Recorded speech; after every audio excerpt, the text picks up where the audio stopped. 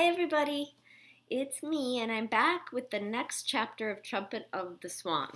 We're at chapter 3 called A Visitor. You can see there's the swan sitting on her nest. Here it is.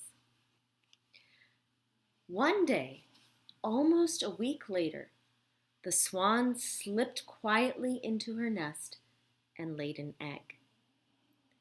Each day she tried to deposit one egg in the nest. Sometimes she succeeded, sometimes she didn't. There were now 3 eggs, and she was ready to lay a 4th. As she sat there with her husband, the cob floating gracefully nearby, she had a strange feeling that she was being watched. It made her uneasy. Birds do not like to be stared at. They particularly dislike being stared at when they are on a nest. So the swan twisted and turned, peered everywhere. She gazed intently at the point of land that jutted out onto the pond near the nest. With her sharp eyes, she searched the nearby shore for signs of an intruder.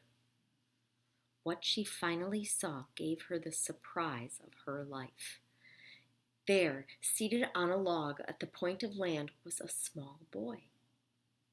He was being very, very quiet and respectful.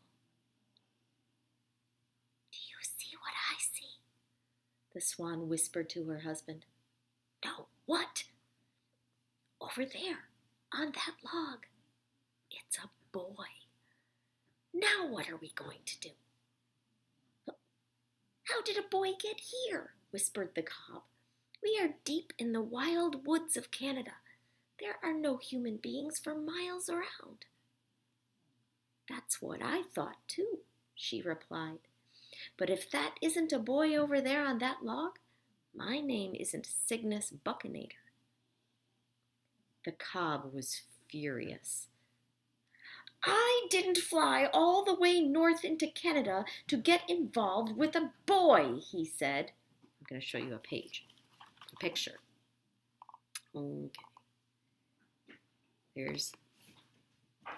Here's the boy, and there is the pair of swans.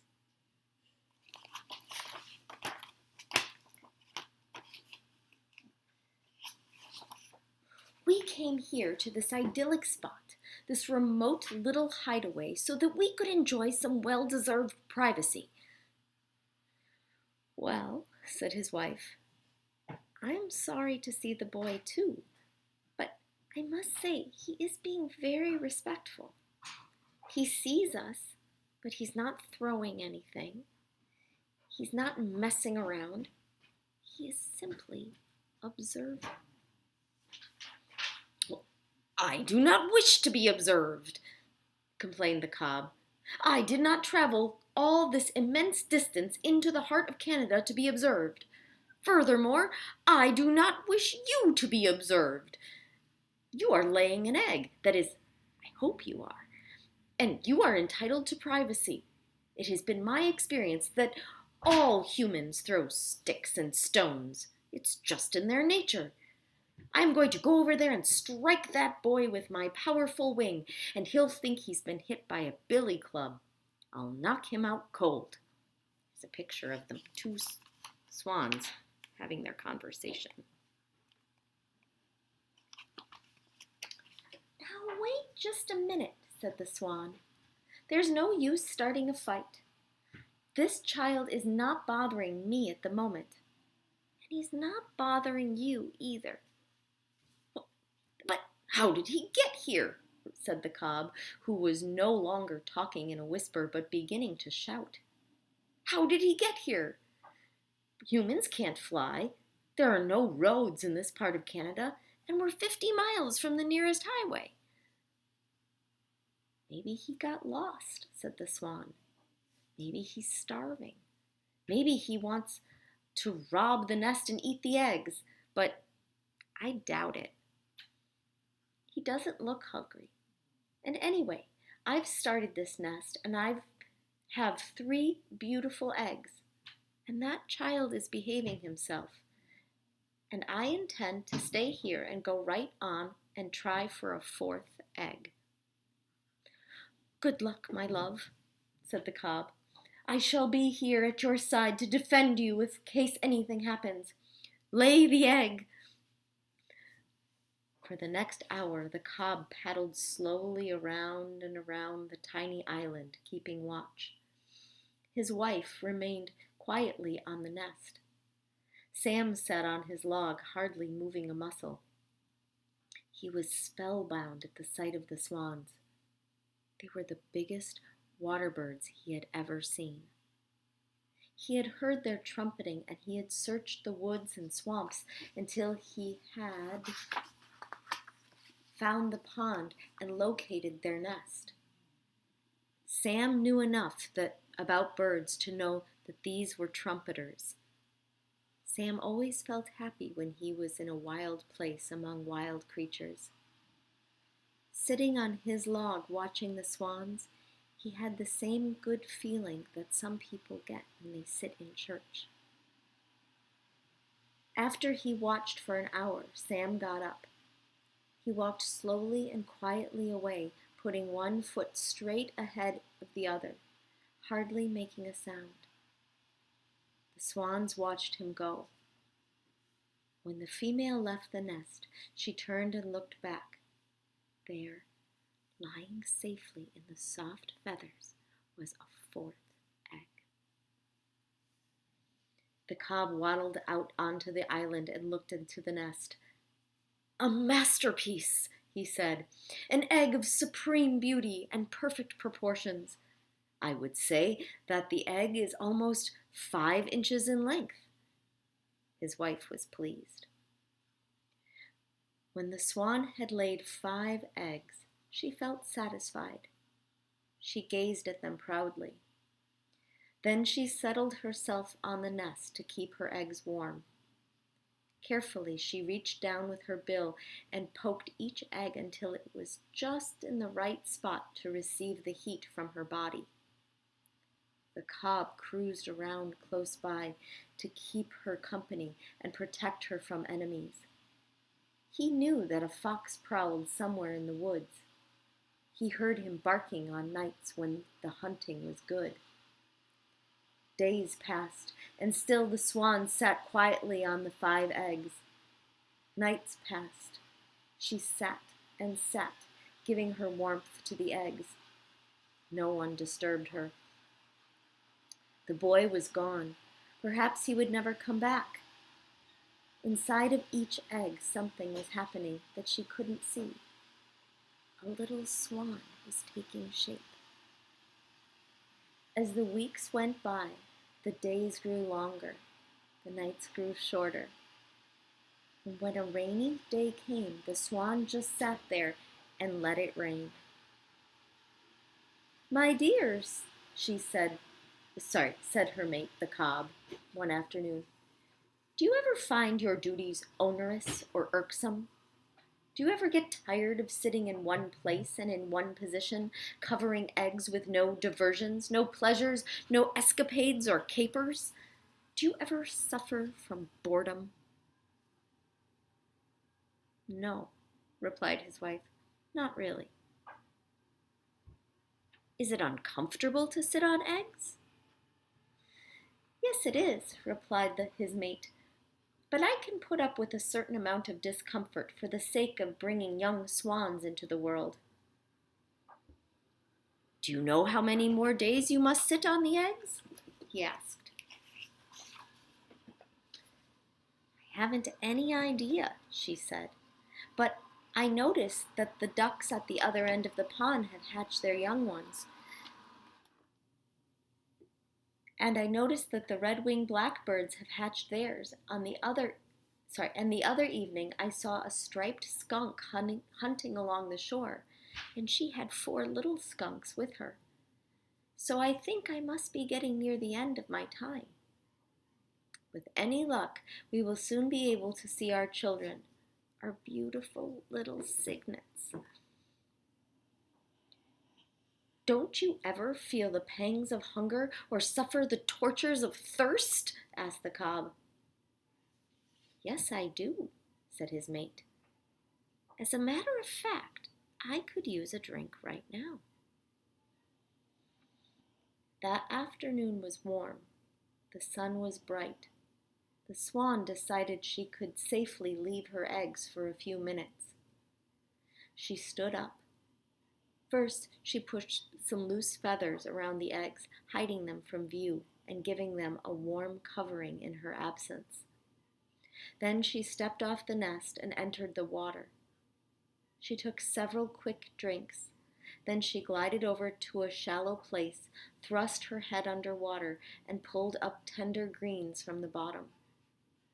She next took a bath by tossing water over herself, and then she waddled out onto a grassy bank and stood there preening her feathers. The swan felt good. She had no idea that an enemy was near. She failed to notice the red fox as he watched her from his hiding place behind a clump of bushes. The fox had been attracted to the pond by the sound of the splashing water. He hoped he would find a goose. But now he sniffed the air and he smelled swan. Her back was turned, so he began creeping slowly toward her. She would be too big for him to carry, but he decided he would kill her anyway and get a taste of blood. The cob, her husband, was floating on the pond, and he spied the fox first. "Look out!" he trumpeted. "Look out for the fox who is creeping toward you even as I speak, his eyes bright, his bushy tail straight out, his mind lusting for blood, his belly almost touching the ground. You are in grave danger. We must act immediately." While the cob was making this elegant speech of warning, something happened that surprised everybody. Just as the fox was about to spring and sink his teeth into the swan's neck, a stick came hurtling through the air and struck the fox full on the nose. "Ow!" The fox howled and ran away. The two swans couldn't imagine what happened. Then they noticed a movement in the bushes. Out stepped Sam Beaver, the boy who had visited them a month ago. Sam was grinning, and in his hand he held another stick in case the fox should return. But the fox was in no mood to return. He had a very sore nose, and he had lost his appetite for fresh swan. Picture of the fox.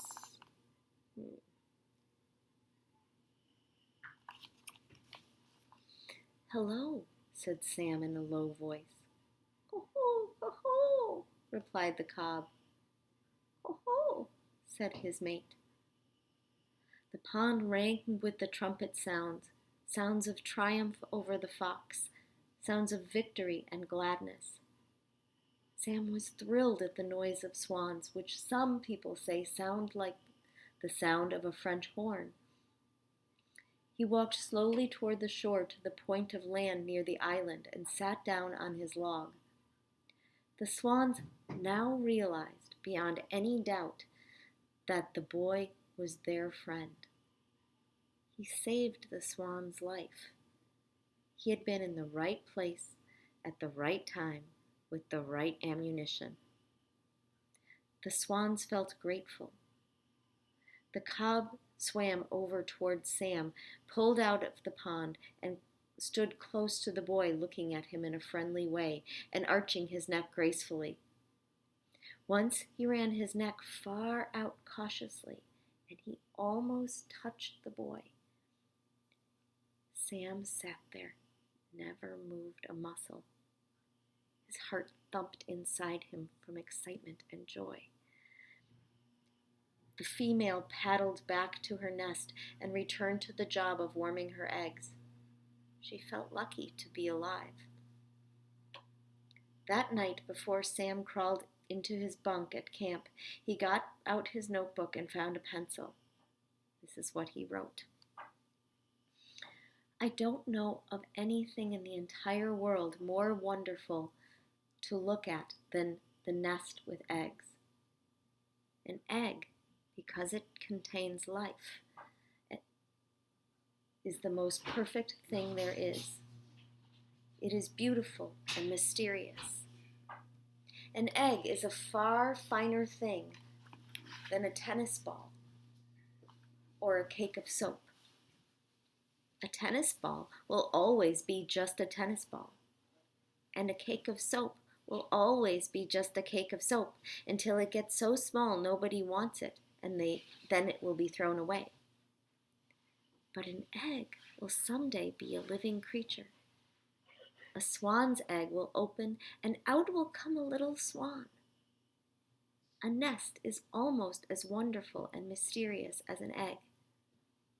How does a bird know how to make a nest? Nobody has ever taught her. How does a bird know how to make a nest? Sam closed his notebook and said good night to his father, blew out his lamp, and climbed into the bunk. He lay there wondering how a bird knows how to build a nest, and pretty soon his eyes closed and he was asleep. That's the end of chapter 3. Chapter 4 is what we'll read tomorrow. Can you see the picture? Chapter 4 is called The Cygnets. And I will end this reading with a question. Do you remember what a cygnet is? I'll read you again tomorrow. Bye.